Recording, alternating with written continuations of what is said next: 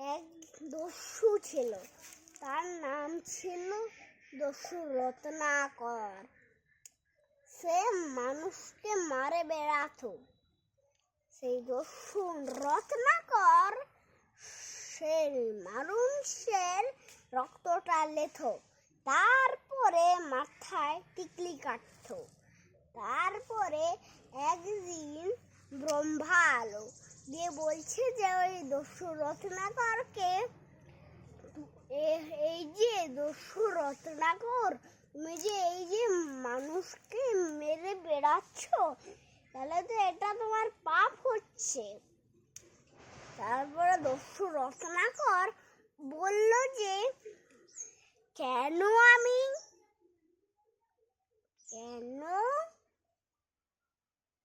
কেন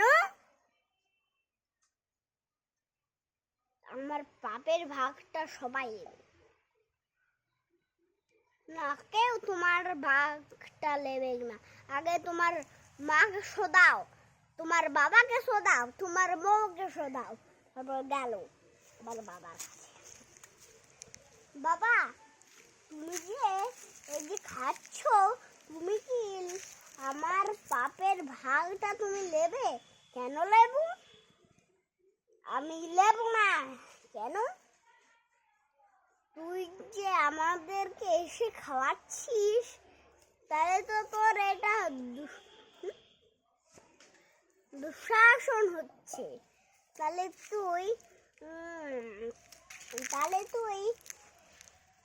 তোর মায়ের কাছে যা, তোর মাকে শোধা। তুমি আমার বাপের ভাগটা নেবে না।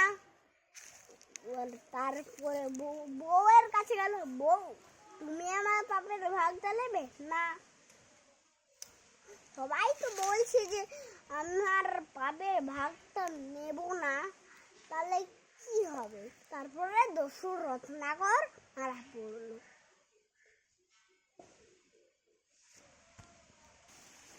মরাম। তাহলে তুমি একটু রাম রাম বলো। আমার মুখের তো রাম বেরাচ্ছে না। তাহলে তুমি মরা বলো।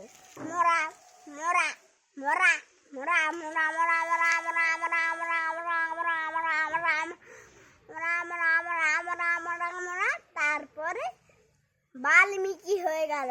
তারপরে একদিন উঠে দেখছে যে একটি ডালে পাখি বসছে। একটি বাগাইছিলাম তিল করে মারল। তারপরে সেই পাখিটাকে মেরে দিল। তারপর বাল্মীকির চোখে জল পড়ছে আর কাঁদছে।